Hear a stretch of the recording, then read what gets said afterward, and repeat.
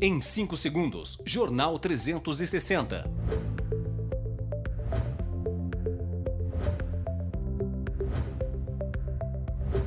Oferecimento Café Beduíno. Descubra o sabor marcante do café beduíno.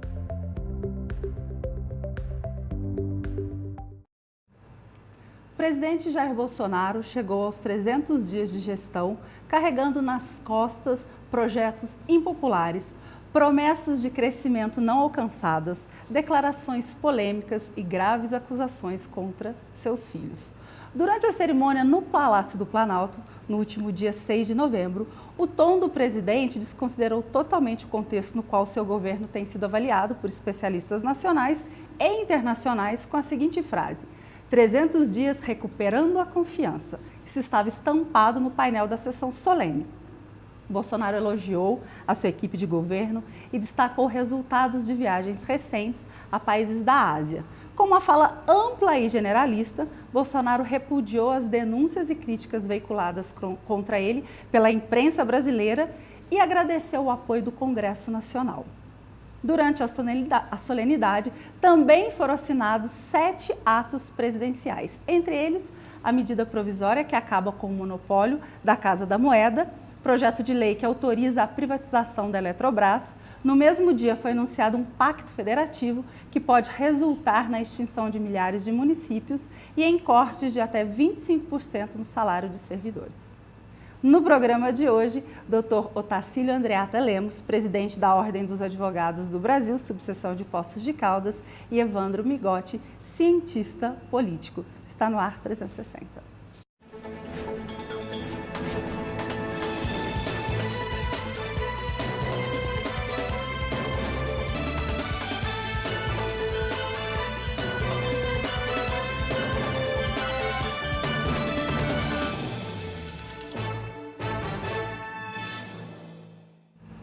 Boa noite, seja bem-vindo ao Jornal 360, véspera de feriado, que bom que você está aqui ao vivo com a gente na TV Poços. Estou recebendo aqui o Evandro Migotti, que é cientista político, que já esteve aqui outras vezes com a gente, mas que, pelo visto, vai continuar sendo extremamente solicitado, porque este governo tem polêmicas. Evandro, seja bem-vindo, tudo bem? Prazer recebê-lo. Tudo bem, Carol, um prazer novamente, muito obrigado. Boa noite ao pessoal de casa, um prazer estar aqui Obrigada novamente. Obrigada a você, véspera de feriado, está aqui com a gente para a gente discutir assuntos políticos. Inclusive, nós elencamos algumas políticas e posicionamentos polêmicos adotados por Bolsonaro durante os 300 dias de seu governo, que apesar dos discursos generalistas e elogiosos aí da gestão, escancaram o Brasil ainda em crise. E aí, o que eu venho trazendo aqui, ó? Elencamos algumas coisas, que assim, é tanta coisa, mas especialmente as polêmicas para esses 300 dias de governo. Vou começar com a reforma da Previdência, que mobilizou, né, Brasil, e inclusive foi publicado agora no dia 13. A estimativa da equipe econômica é real? Isso foi um ponto positivo? É real? Eu, particularmente, considero que a reforma da Previdência, independente ou não dela ter sido menor do que o governo, especialmente na função do Paulo Guedes, tinha previsto, e independente ou não da oposição, que esperneia bastante, eu acho que muito mais pelo fato de ser oposição do que entender o real problema, ela é um ponto positivo. É um remédio amargo, então o pessoal em casa que está assistindo deve estar pensando, não, mas eu, por exemplo, não vou conseguir aposentar. Sim, o meu fato também, vai demorar mais para eu aposentar.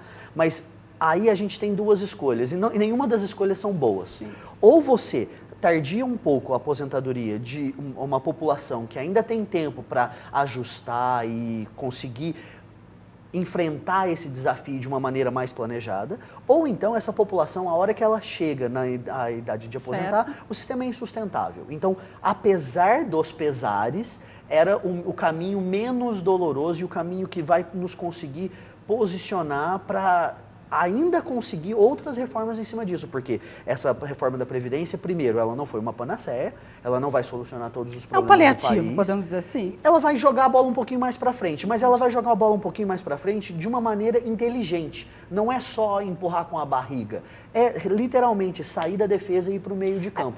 Um ponto positivo é que vários governos vinham tentando fazer com que isso acontecesse e realmente aconteceu dentro do governo Bolsonaro. Exatamente. E aí eu acho importante a gente ressaltar que a reforma da Previdência aconteceu dentro do governo Bolsonaro, ela não era exclusivamente uma proposta do governo Bolsonaro, ela já vem de outros governos, governo Temer, os próprios governos do PT, os próprios governos do PSDB, mas ela acontece dentro do governo Bolsonaro em grande parte não por mérito do governo Bolsonaro, do executivo. Sim. O que aconteceu? Eles propuseram uma reforma da Previdência e, ao mesmo tempo, Bolsonaro e sua ala mais militante, mais bolsonarista na personificação da internet de seus filhos e as redes de WhatsApp que eles comandam, eles foram desidratando essa reforma. Certo. E deixou um vácuo político que foi, da minha opinião, na minha análise, muito bem preenchido pelo Congresso Nacional,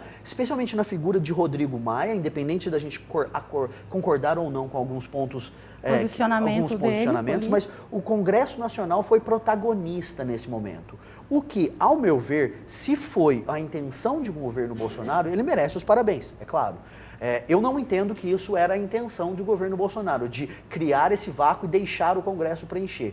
Porque se a gente for dar um passo atrás, na teoria, a função, o trabalho que cabe ao Legislativo, ao Congresso, é justamente ser esse protagonista e fazer essas mudanças avançar. Porque ali está refletido o que, para ser um pouco teórico, o que Platão lá atrás nos ensinou na República, ali está a democracia da maioria das pessoas, especialmente na Câmara dos Deputados.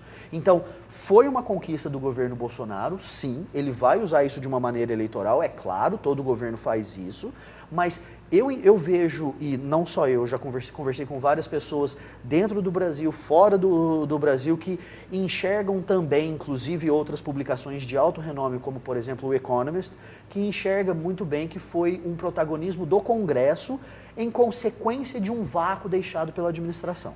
Vamos trocar em miúdo? Ele ficou bonito na foto. Ficou bonito na foto, ele saiu mas bonito na não foto. foi ele que tirou a foto. Entendi. Exato. Vocês entenderam. Mas foi um ponto positivo do governo. Com certeza. Já na primeiríssima semana lá do governo, na área aí de educação e de pesquisa, foi um dos principais pontos que ele sofreu muito pelo corte de 30% no orçamento das universidades e dos institutos.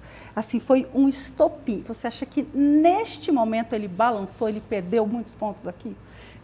Eu acho que nós estamos no calor do momento, então é difícil da gente de humanas conseguir analisar sem ter passado pelo menos alguns anos. Os historiadores fazem esse trabalho de uma maneira muito mais eficaz do que nós no calor do momento. Mesmo assim, correndo o risco de historiadores discordarem comigo, eu acho que as intervenções na educação foram intervenções muito mais ancoradas por posições ideológicas do que por posições administrativas, de gestão, de gerar eficiência. É claro, o nosso sistema educacional, ele tem algumas falhas, com certeza. Sim, sem dúvida. Ele merece um olhar com carinho para a gente corrigir algumas falhas, absolutamente. Mas o que a gente não pode deixar de fazer, para usar um ditado que eles usam, a gente não pode jogar o bebê com a água suja do banho. Então, é preciso você olhar para a questão de educação não como uma viés ideológica, como esse governo vem fazendo e como outros governos também fizeram. Vamos ser justos, o governo do PT também olhou para a educação com um viés ideológico. Mas é uma pasta que tem um peso muito grande, Evandro. Não tem como mesmo políticos não olharem para essa pasta com um viés ideológico, político e não realmente para tomar uma decisão. Gente, sempre que a gente fala em educação aqui nesse programa, a gente volta lá na base de tudo, do nosso país, do nosso governo, da nossa vida. Então é uma pasta tão importante e sempre está lá, como mote político. E aí eu acho que cabe à população cobrar um pouco mais desses políticos para que eles olhem a educação como uma questão de Estado, não uma questão de partido, uma questão de viés ideológico. Se a gente pegar nos últimos 50 anos, os países que saíram de condição emergente para condição desenvolvida, ou que saíram de condições subdesenvolvidas para emergente foram países como, por exemplo, Coreia do Sul, Singapura, Finlândia, que trataram a questão da educação não como uma questão de esquerda ou direita, de progressistas ou conservadores, mas uma questão de Estado. Vamos estabelecer políticas para daqui 1, 2 gerações a gente começar a colher esses frutos. E eles colheram. Em 1950, a economia da Coreia do Sul tinha mais ou menos as mesmas características, dado a diferença demográfica, que a do Brasil. Isso é 1950. Olha para lá hoje. Olha para a Coreia do Sul hoje. A gente tem grandes empresas multinacionais que produzem tecnologia de ponta, uma população com um índice de desenvolvimento humano altíssimo. É claro, a Coreia do Sul tem problemas? Claro, todos os países têm problemas. Mas eles tratam e trataram a educação como uma política de Estado, não somente uma política partidária, ideológica. Falta no nosso é o que país. falta um pouco de vergonha na cara. Muita vergonha na cara, viu, Evandro? Agora eu vou passar para... Vocês também viram isso, fizemos até um programa sobre isso, que é a política ambiental, né? A destruição aí da maior floresta tropical do mundo. Você acha que colocou em xeque a política ambiental do Bolsonaro e do Ricardo Salles, ministro do Meio Ambiente? Eu acho que a comunidade internacional, e aí nós não estamos falando somente do movimento ambientalista, que o movimento ambientalista, por trazer essa bandeira de uma maneira muito forte, tende a ser visto, em horas com razão, em horas não, como uma militância muito ferrenha.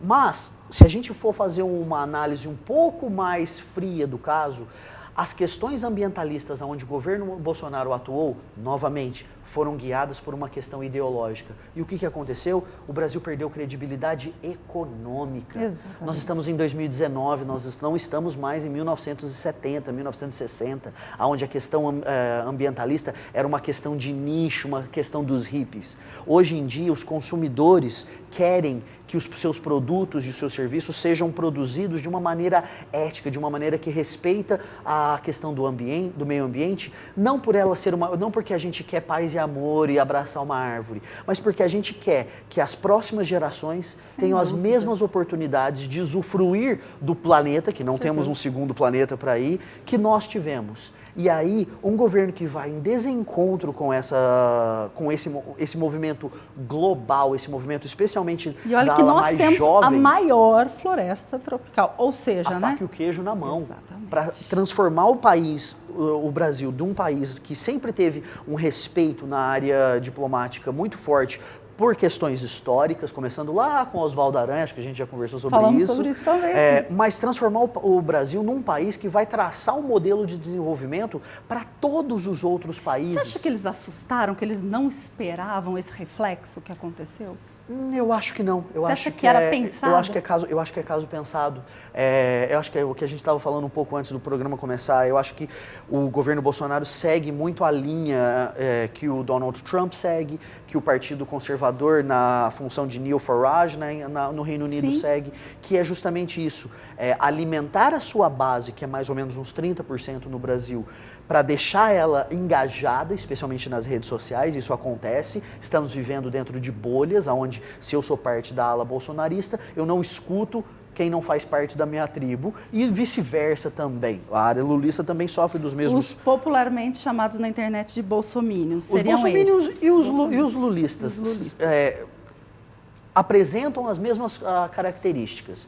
E aí o governo Bolsonaro, o que ele faz? Ele, de vez em quando, mantém alguma polêmica no ar para conseguir gerar esse fervor, para manter as pessoas enraivadas, ou raivosas, tanto faz, e, ao mesmo tempo, vai anestesiando a população que não tem paciência, que não tem preparação. O Ivan, você está querendo dizer que toda essa polêmica que a gente está discutindo neste programa hoje, as polêmicas dos 300 dias de governo, toda essa movimentação que vem acontecendo nas redes sociais, no Twitter, que o presidente adora, isso é uma estratégia política? Com certeza, é uma estratégia política para manter a sua ala, que o apoia de qualquer maneira, satisfeita e engajada emocionalmente, e ao mesmo tempo anestesiar a ala que por hora o apoiou, muito mais porque ele era um petismo ou um antilulismo do que estritamente porque tinha um alinhamento ideológico muito forte com o Bolsonaro,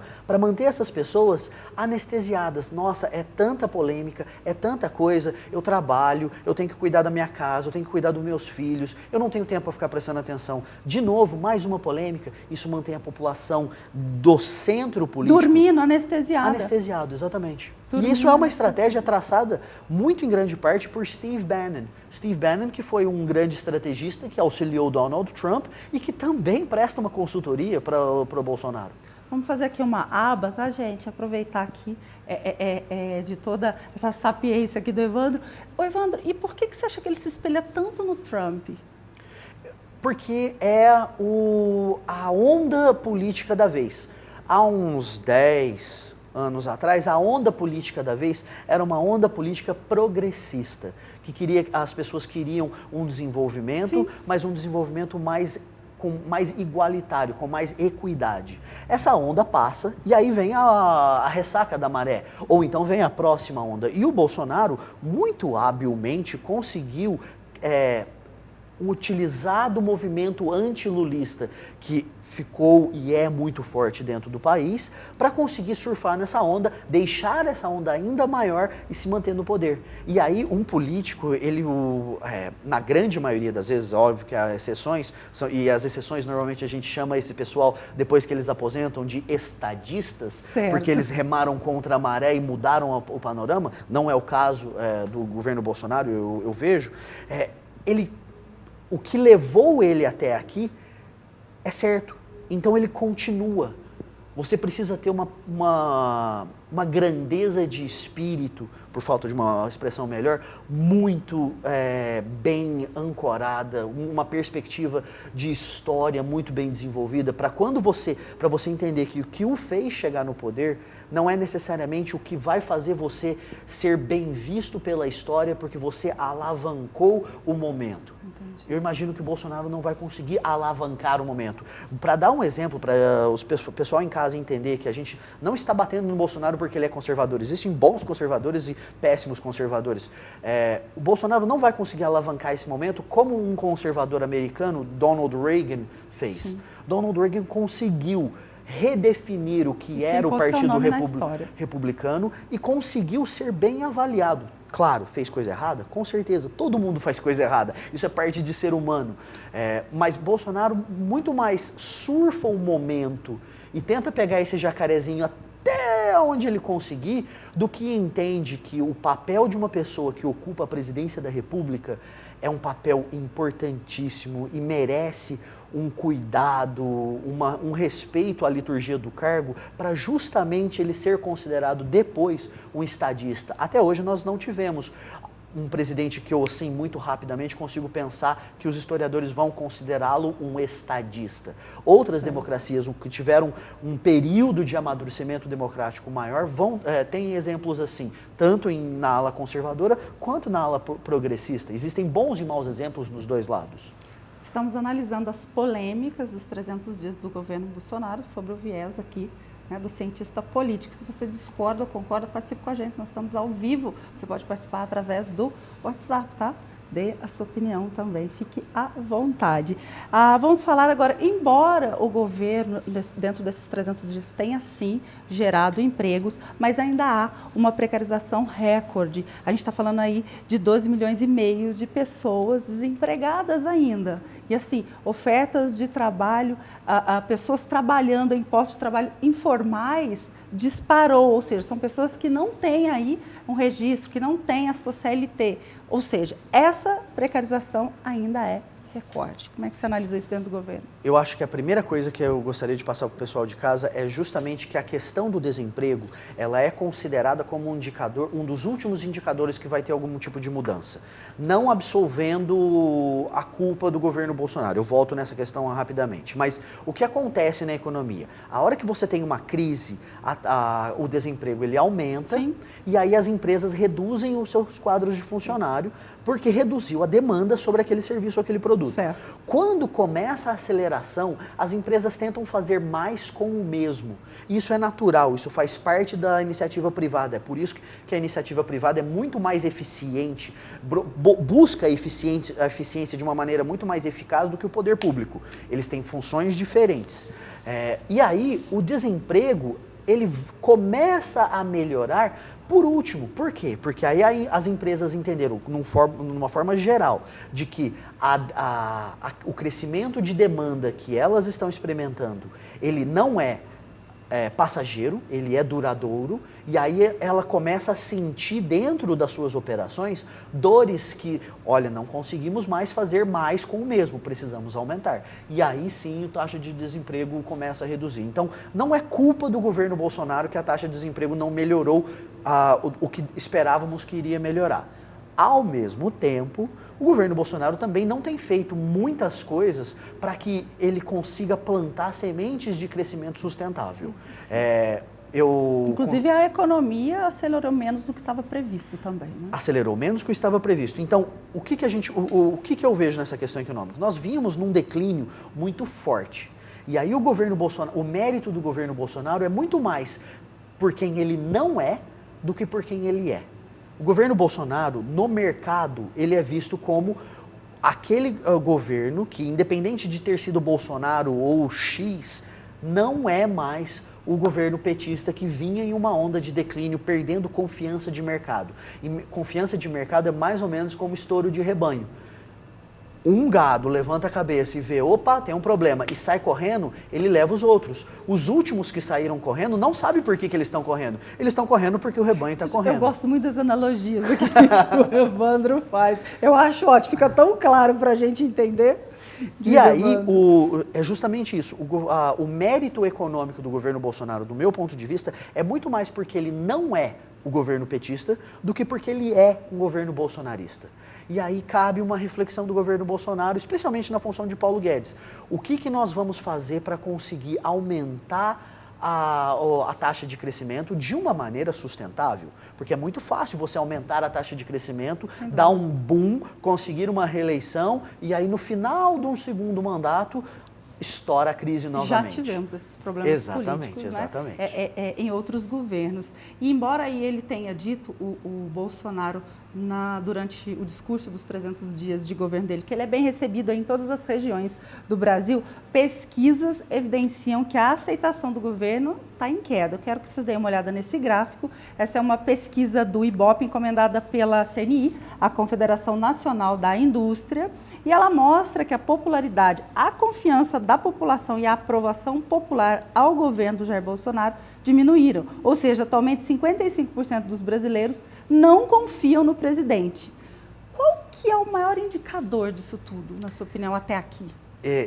Esse dado aí, eu gostaria que a gente acompanhasse ele agora, porque nós tivemos mantenha pra gente, então, aí o nós gráfico. tivemos, eu acho, as próximas pesquisas, porque nós tivemos um acontecimento, uma ruptura nas narrativas com a soltura do ex-presidente Lula. Sim, então vamos falar agora disso daqui a eu pouco. imagino que Bolsonaro, em particular, deve estar muito feliz, porque ele consegue fazer esse Palmeiras e Corinthians, esse Fla-Flu de uma maneira mais eficaz agora.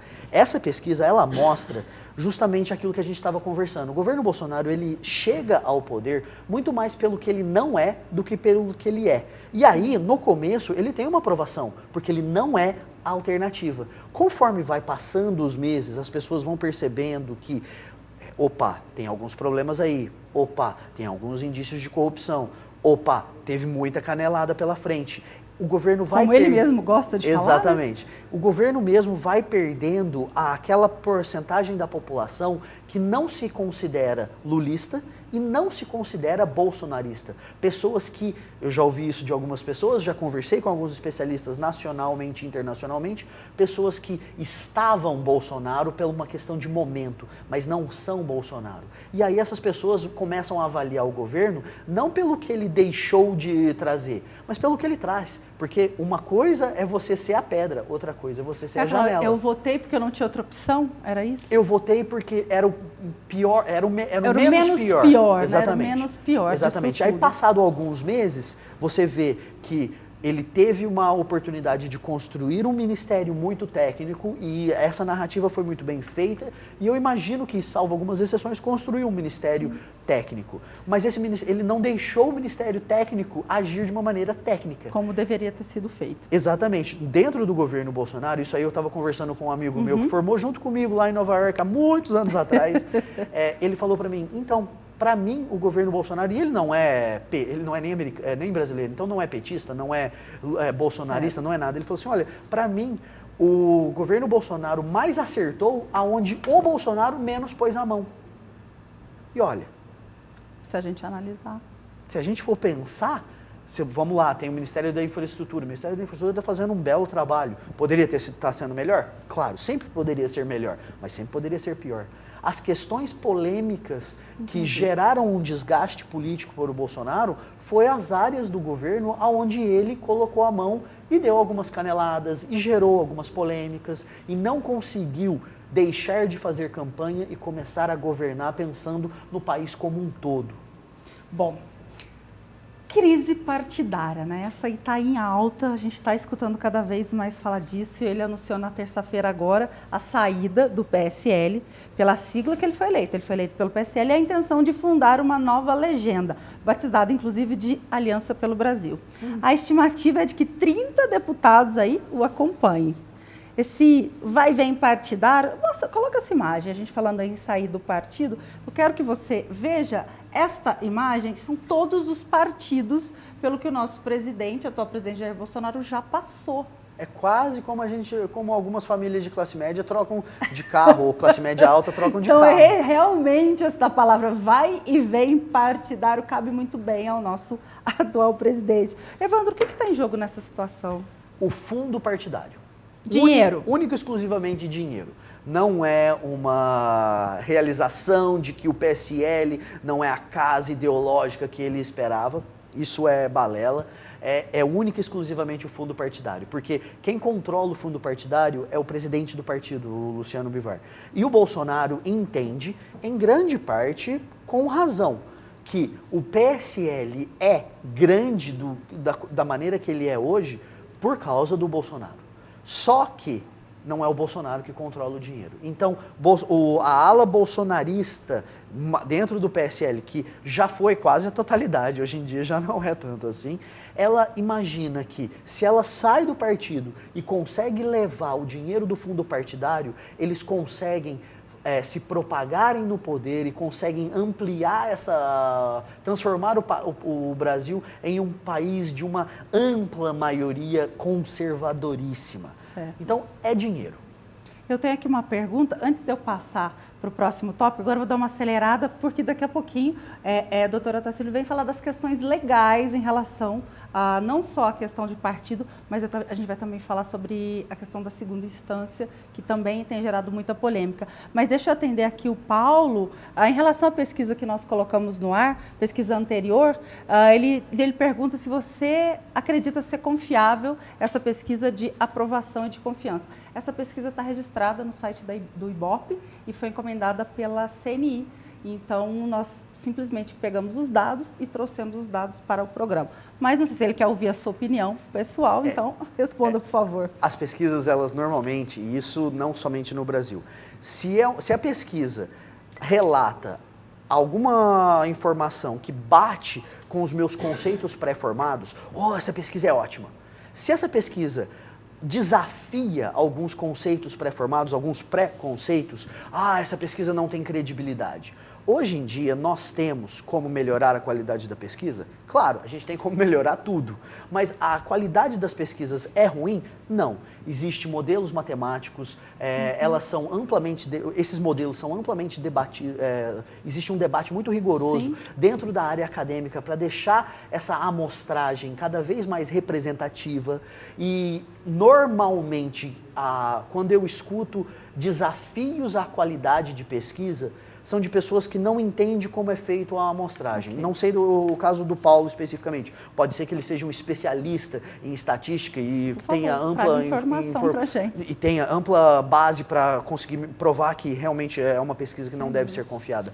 Mas, no geral, os institutos de pesquisa são geridos por profissionais capacitados e têm uma ampla oportunidade de crítica e eles buscam um alinhamento acadêmico baseado na matemática. E aí a matemática, a gente sabe que ela não consegue ter um viés partidário. Então, eu acredito que essa pesquisa, embora ela tenha uma margem de erro, ela é confiável sim. 2% para mais, para menos. Para a gente encerrar esse nosso bloco, eu tenho bastante perguntas para o doutor Otacílio, que está aqui também. A última, para a gente fechar essas polêmicas dos 300 dias, ameaças à democracia.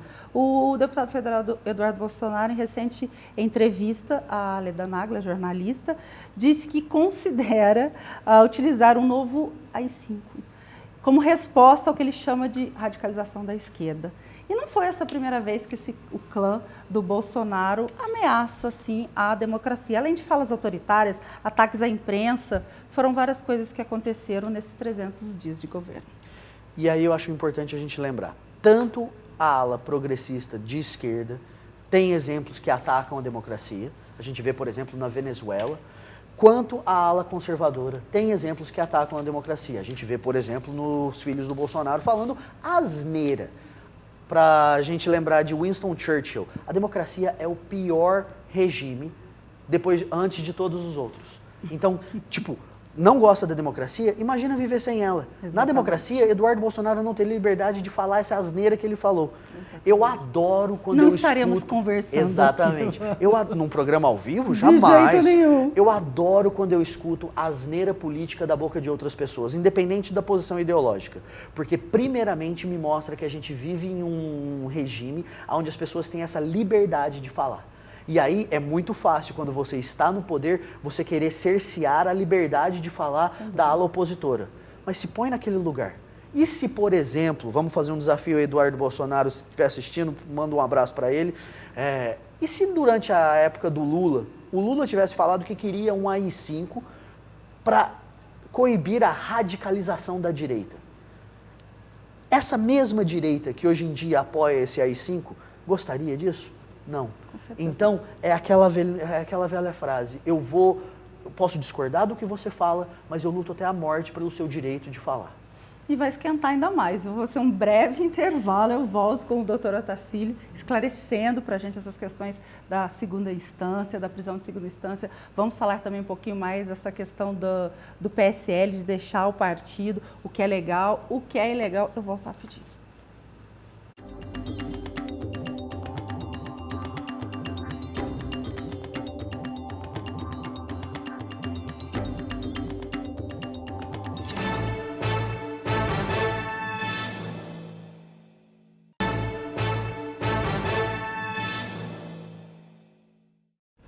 Estamos de volta com o Jornal 360 e eu sempre aguardo a sua participação. Você participa através do WhatsApp e a gente tem reprise domingo às 19h30. Você também pode assistir todas as edições do 360 através do aplicativo da TV Posse. Você baixa o aplicativo, vai rever programas e tem muito conteúdo político lá. Estou recebendo aqui o doutor Otacílio, presidente da OAB, que mais uma vez vem contribuir com a gente em conteúdo e esclarecimento. Seja bem-vindo, boa noite. Tudo bem, doutor? Boa noite, Carol. Tudo bem? Muito obrigado mais uma vez pelo convite. Sempre uma honra poder participar do seu programa. Prazer te receber. Ajudar a esclarecer um pouco. E agradecer duplamente. A gente, véspera de feriado, a gente tem que agradecer mais ainda. Doutor Otacílio, o Supremo Tribunal Federal mudou seu entendimento sobre a prisão em segunda instância. Nós vimos e revimos isso. O julgamento que terminou agora dia 7, 6 votos contra 5. Ministros decidiram, então, contra a prisão em segundo grau. Ou seja, agora os réus podem aguardar em liberdade até que todos os recursos sejam esgotados. Eu queria que você fizesse uma análise jurídica das repercussões dessa decisão. Juridicamente, digamos que a repercussão não foi tamanha porque era algo que já se imaginava que viria a acontecer. Dentro dos operadores do direito, o tema mais abordado, digamos, nas nossas rodas de debate era justamente esse, já prevendo o resultado que Apertado assim, doutor? Vocês esperavam que seria? Sinceramente, era previsível que fosse até nesse placar. Porque é mesmo? já vinha sendo anunciado em outros julgamentos um pouco análogos, principalmente sinalizava ali a ministra Rosa Weber de que havia mudado seu entendimento. E face à circunstância política que atravessamos agora, sobretudo a mudança da presidência do tribunal, quando saiu a ministra Carmen Lúcia e entrou o ministro Dias Toffoli, ele já vinha sinalizando que gostaria de pautar essa matéria. Só para que todos possam compreender, a atribuição do presidente do tribunal do STF colocar as matérias em votação. Essa é uma matéria que, desde que houve a mudança de entendimento anterior, né, porque a regra constitucional sempre foi que o réu respondesse em liberdade até o esgotamento dos recursos, que a gente chama de trânsito em julgado. Essa mudança aconteceu num cenário político, na época de todos aqueles escândalos de corrupção envolvendo o ex-presidente Lula e os casos da Lava Jato. O Supremo Tribunal Federal, quase que por um impulso popular, mudou seu entendimento, trazendo a possibilidade da prisão em segunda instância. Isso era algo que revoltou não naquela existia época a classe, os advogados? Em absoluto, principalmente aos advogados que militam na área criminal, porque esse é um dos direitos mais consagrados pela nossa Constituição de 1988. Importante fazer, de repente, um contraponto histórico, cronológico da situação, que essa Constituição em 1988, até como disse o nosso amigo Evandro aqui, nós vivíamos um momento de instabilidade democrática. Sim, total. Nós viemos de um regime militar, podemos atribuir isso a uma ditadura, onde os direitos fundamentais eles eram vilipendiados. Não havia liberdade de expressão, muito menos liberdade de expressão política, e os direitos fundamentais do homem eram amplamente violados. Tanto é que essa Constituição de 1988, nós chamamos de Constituição Cidadã, ela veio para defender e consagrar os direitos individuais. E dentre esses direitos individuais, o direito que nós chamamos a um processo justo. Então ninguém jamais poderá ser condenado e ter sua liberdade cerceada sem que antes ele seja submetido a um processo judicial e um julgamento justo. E o julgamento justo prevê que sejam esgotadas todas as formas de defesa antes de que a pena venha realmente a ser cumprida. E esse é o paradigma que está esculpido na Constituição Federal, lá no artigo 5º, que é justamente o artigo que prevê todas as garantias aos direitos fundamentais.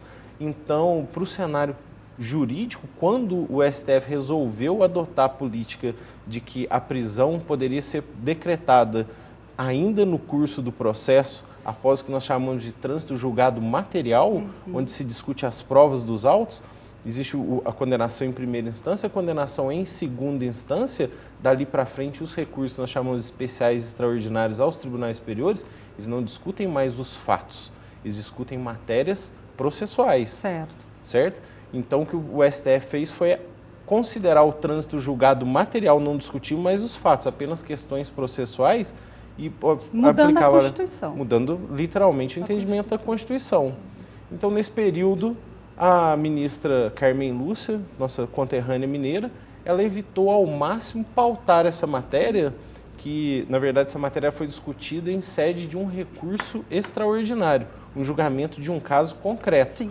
E, a partir dali, criou-se um paradigma. E o que aconteceu?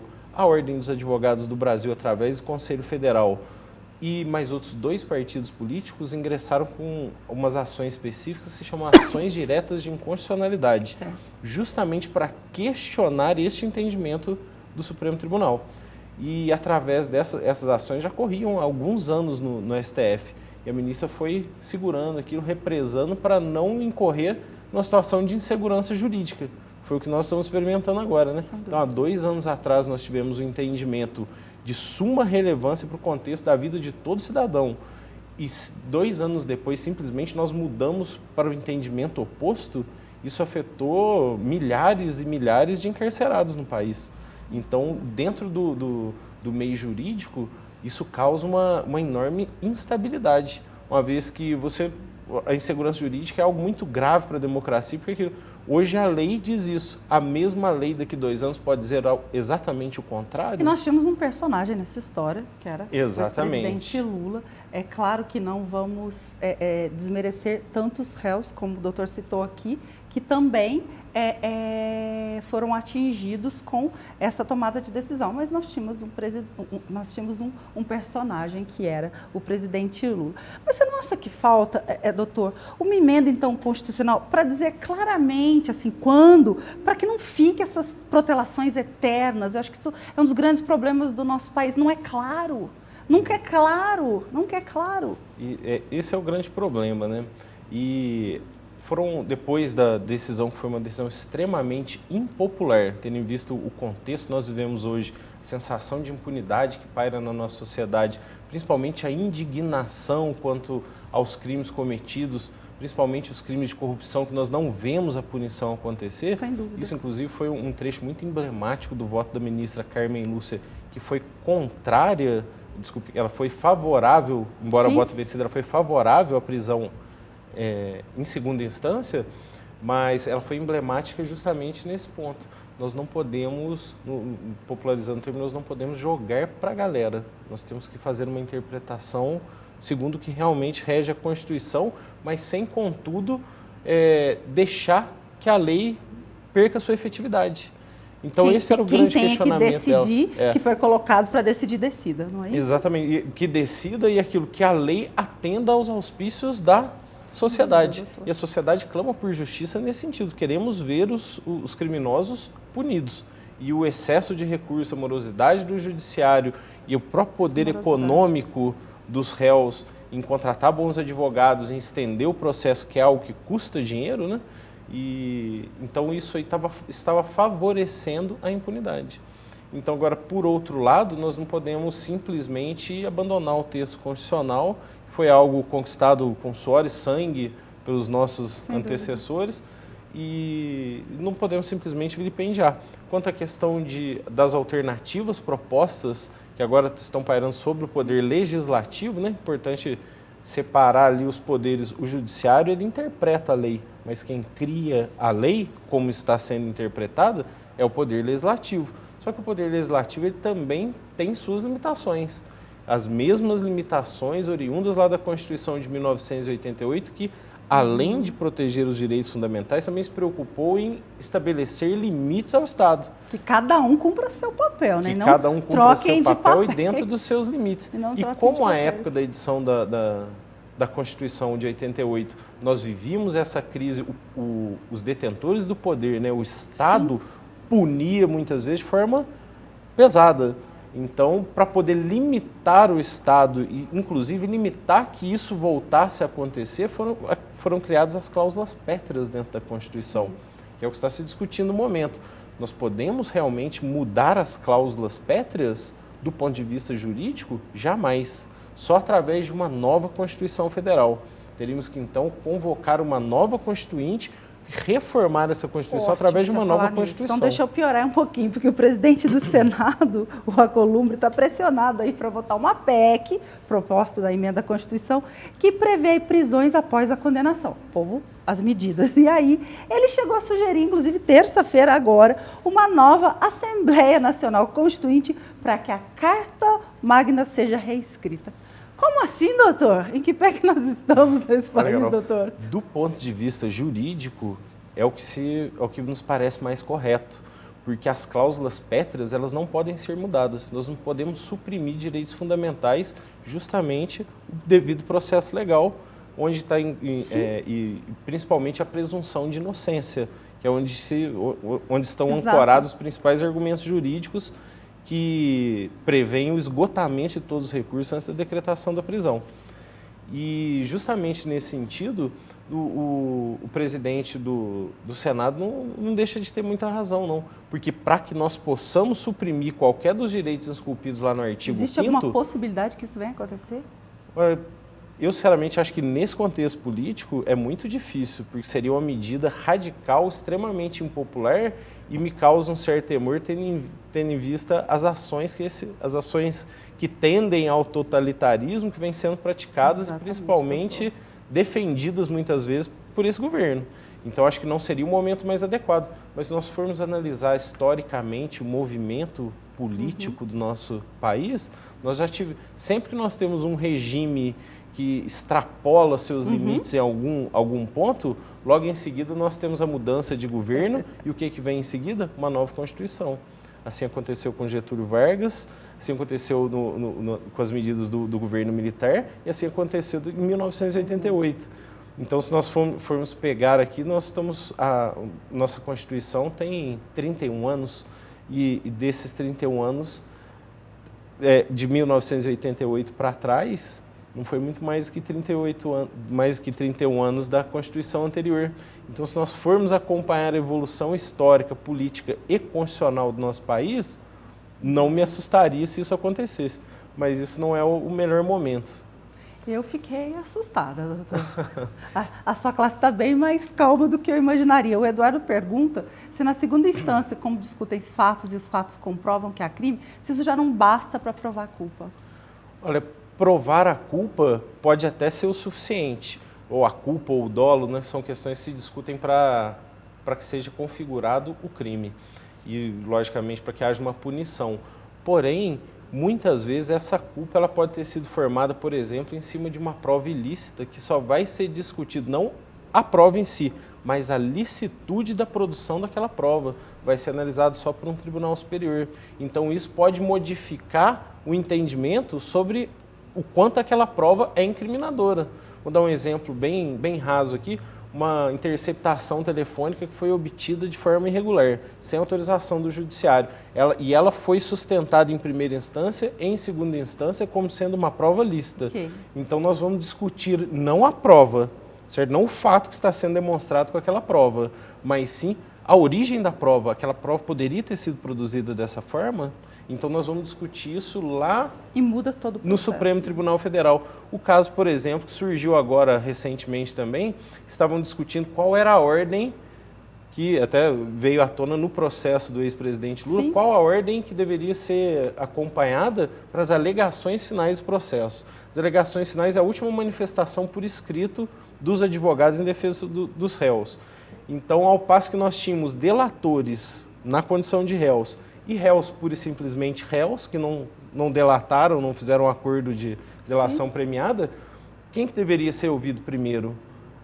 Pela lógica, eu falo, se alguém está me acusando, eu devo me defender depois das acusações. Não faz sentido eu me defender antes de ser acusado, Sem dúvida. certo?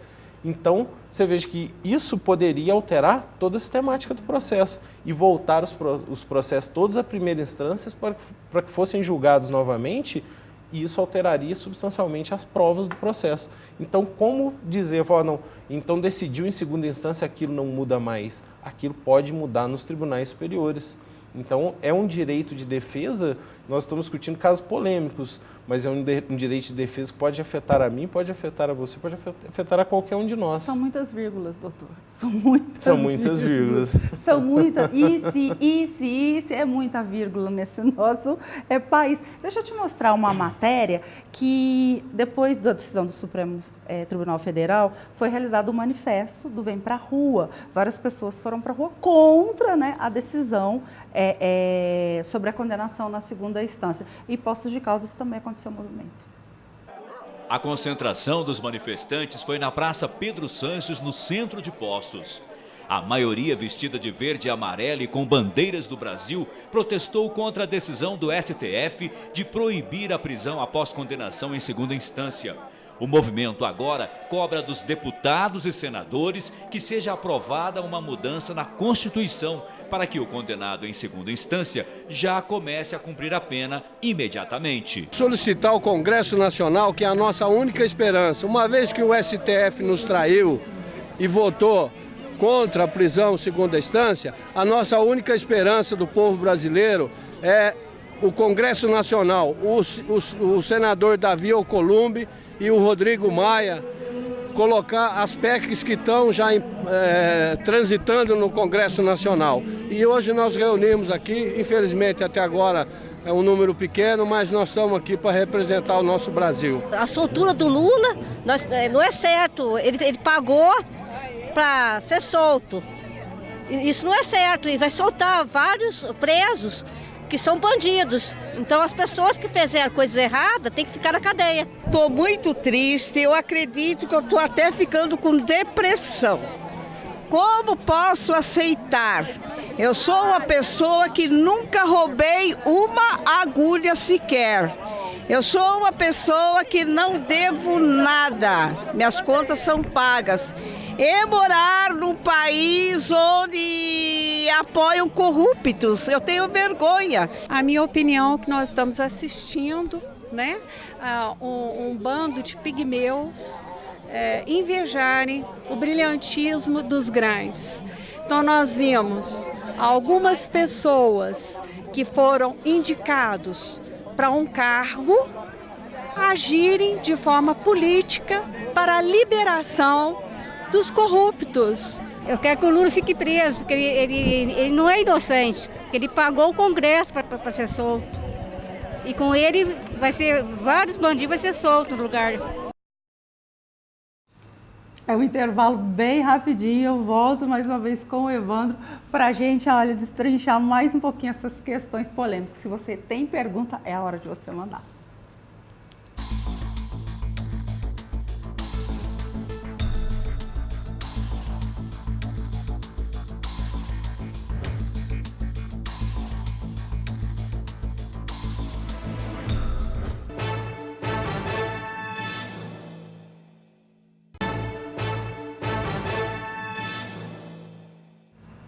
Estamos de volta ao último bloco do programa e a gente vai fazer quase que um ping-pong aqui para dar conta ainda de tanto assunto. E eu já vou trazer então aqui, doutora Tarsílio, que ao longo aí desses 130 anos de república, jamais um presidente mudou de partido durante o seu mandato em razão de uma dissidência. Trata-se de uma situação inédita, dizem historiadores e estudiosos do nosso século XX aqui no Brasil. Qual que é a sua leitura disso?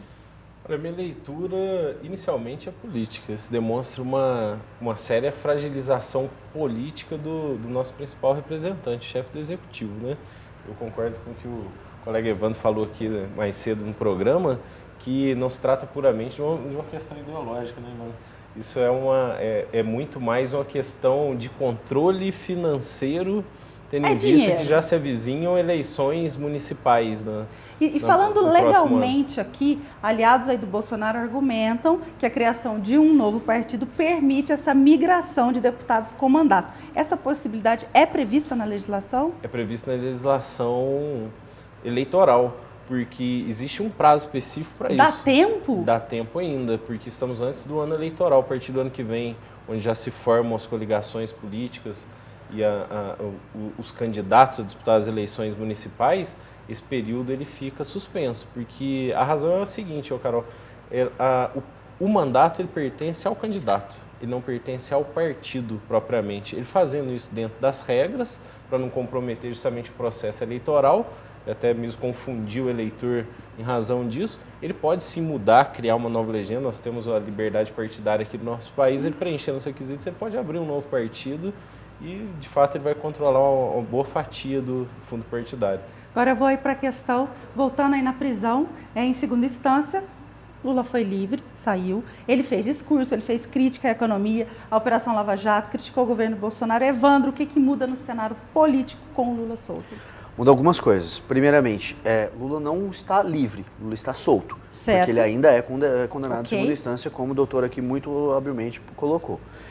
O que muda no cenário político é que a volta do Lula, que por bem ou por mal foi o político que protagonizou o debate acirrado nos últimos 30 anos no Brasil, ele volta e joga gasolina nessa fogueira.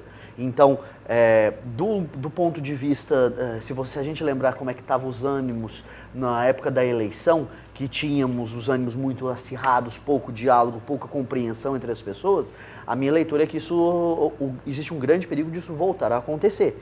Isso provavelmente, e aí a gente tem que tomar muito cuidado, porque nós de humanas somos muito bons em explicar o que aconteceu e péssimos em prever o que vai acontecer. Toda vez que eu fiz uma previsão, eu quase nunca acerto. E quem acerta não deve trabalhar nessa área, deve trabalhar em área de exatas. Tá certo. Mas ainda tomando a liberdade de fazer um exercício de futurologia, eu entendo que Lula solto é muito mais benéfico para a ala bolsonarista. Foi bom para o Bolsonaro? Foi ótimo para o Bolsonaro. Porque se a gente pensar de que se não houvesse Lula, E aí a gente está fazendo um outro exercício que é perigoso também, que a gente está criando uma realidade alternativa. Tá Mas certo. tomando a licença do pessoal de casa para a gente possibilidades. fazer esse exercício, e tome muito cuidado, porque isso não é nada escrito na pedra. Tá mas certo. eu imagino que se não houvesse Lula, Bolsonaro ainda seria um deputado de baixo clero com uma representatividade local das milícias do Rio de Janeiro.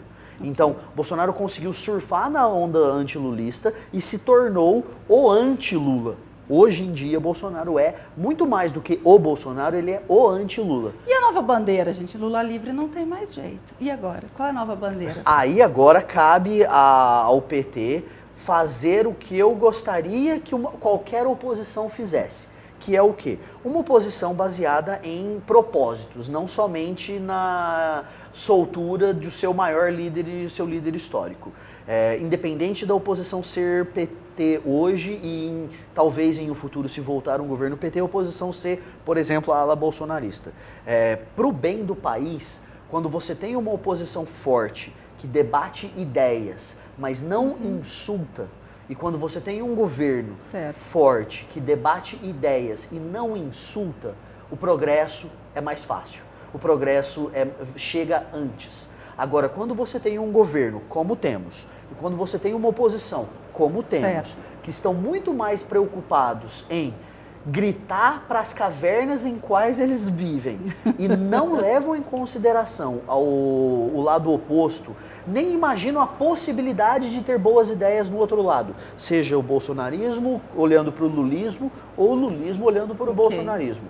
Aí você tem você automaticamente divide uma população e juntos a gente trabalha muito melhor. Duas cabeças pensam juntas melhores do que duas cabeças separadamente. É simples. Concorda, doutor? Concordo.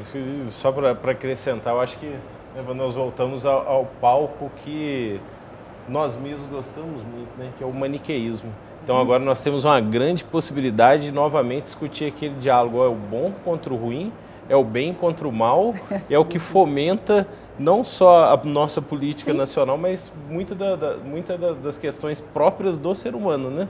E nós temos um time de futebol, é o meu contra o seu, né? Nós temos as preferências, é a minha música preferida contra a sua, e na política não tem se revelado muito diferente. Infelizmente, a leitura ainda é essa. Polarização, e a gente tanto se fala, e existe um motivo para isso. A gente, pegando aí uma carona no que os doutores falaram, as lideranças hoje e partidos do Brasil vivem um fracasso continuado. Isso é claro, porque a gente tem assistido isso. Então, a gente pode dizer que essa polarização, ela é muito mais, aliás, ela é muito menos do discurso do Lula, e ela é muito mais do resultado da renúncia desse meio, desse centro político de se opor ao governo Bolsonaro? O que você entende disso? Olha, é uma excelente questão. Eu acho que isso é uma tendência global. Então, o que aconteceu, globalmente falando, tem muita diferença aí. É que as classes médias sofreram muito nos últimos anos e não viram um avanço na sua qualidade de vida como enxergaram no andar de cima e como enxergaram em algumas vezes no andar de baixo, muito menos às vezes. E aí o que acontece é que essa insatisfação, ela gera um afloramento das emoções. Uma emoção mais forte, então você para de pensar e você começa a reagir, ou com o coração, mas muito menos com o coração, muito mais com o estômago. Certo, doutor. E aí é muito fácil alguém vir e falar algumas palavras bonitas que vão de encontro com seus conceitos pré-formados, com seus pré-conceitos, e transforma essa sua emoção mais forte em uma raiva. E aí a raiva é cega. Então nós vivemos uma situação polarizada, não somente no Brasil, e no Brasil sim, por causa do antilulismo e do antibolsonarismo, que é engraçado, porque ninguém é a favor de nada, todo mundo é contra o lado oposto. Gostei dessa tua colocação, exatamente. Eu não vejo as pessoas falando, eu sou a favor disso ou daquilo, só eu sou contra. Você concorda, doutor? Nossa, em absoluto. É aquela discussão que nós estávamos dizendo mesmo, né? É preciso ter algo contra o que lutar, né? Eu tenho que ter é muito mais fácil eu ter um objetivo um objetivo antagônico, né, do que um objetivo propriamente positivo. Então eu posso não ter um propósito, mas eu tenho algo contra o que lutar. Então a pessoa já se sente satisfeita em relação a isso. Eu vou fazer o giro de notícia, a nossa última pergunta da noite, para você ficar bem informado. O para-atleta de Poços de Caldas, Júlio César Neto Glória, da AADV, foi convocado para a Seleção Brasileira de Goalball. Gabarito do Enem 2019 é divulgado. Participantes poderão conferir os acertos, mas as notas com o resultado individual só serão divulgadas em janeiro de 2020. Google faz parceria com banco e quer criar conta corrente para usuários. O projeto deve ser lançado este ano. A marca das instituições financeiras e não a do Google terão posição central nas contas. Dólar sobe a 4,18 e atinge a segunda maior cotação de fechamento da história. Nesta quarta-feira, a moeda norte-americana avançou 0,42%, vendida a 4,18 diante da incerteza com a guerra comercial entre China e Estados Unidos. Muito bem. É a última pergunta para os senhores. O que vocês acham que vai permanecer? Um pacto de governabilidade ou uma radicalização? Qual desses dois cenários vai permanecer? Olha, eu infelizmente acredito que pelo menos no futuro próximo nós ainda vamos encarar muito um período de radicalização, porque justamente por conta dessa polarização que está acontecendo na nossa sociedade, você veja isso bem nas redes sociais, Carol, nos últimos dias está parecendo que nós voltamos ao período eleitoral, né, de campanha política eleitoral. Tanto que as pessoas estão em discórdia, estão brigando, literalmente se ofendendo nas redes sociais. Isso demonstra que ainda existe muita mágoa, muito rancor e principalmente essa ideia, é o meu contra o seu, não há proposições. E muita falta de entendimento, viu, doutor? Porque às vezes a pessoa está brigando, lutando, ela nem sabe a causa, ela, né? Massa de manobra, ela só está ali junto com a massa. Isso favorece a radicalização, infelizmente. Concorda, Evandro, para a gente finalizar? Concordo em gênero, número e grau. A radicalização tende a acontecer, pacto de governabilidade não, e aí eu queria propor um desafio para o pessoal de casa. Vamos tentar escutar os argumentos não baseados em emoções, não baseados em adjetivos, mas baseados em substância. Vamos tentar, se você se considera uma pessoa conservadora, conversa com alguém que é progressista, mas não alguém militante. Se você é alguém que se considera progressista, conversa com alguém conservador, mas não com alguém militante. Justamente para a gente tentar, hoje em dia, criar pontes ao diálogo. Isso é muito fundamental. Se um ganha e um perde, um positivo e um negativo ainda dá zero. A gente precisa encontrar maneiras de ou os dois ganharem, 1 e 1, ou então meio e meio. Meio e meio ainda é melhor do que 1 e menos 1. E que a gente não saia perdendo, né? Que Exatamente. a gente tem visto acontecer. Senhores, muitíssimo obrigado pelos esclarecimentos. Entender política fica fácil com você, viu, Evandro? E de lei com você, doutor. Muito grato, um excelente feriado para vocês. Muito obrigado, viu? E espero mais uma vez poder contar sempre com vocês aqui.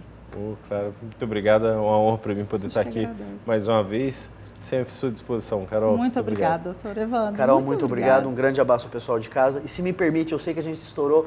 Muito obrigado à minha sogra que está com a minha filha em casa e deixou que eu viesse aqui. Então, muitíssimo Também obrigado. agradeço, viu? Liberou aqui, Evandro. Um excelente feriado para você. Domingo tem reprise do 360 e a gente se encontra na próxima semana. Até lá. Boa noite.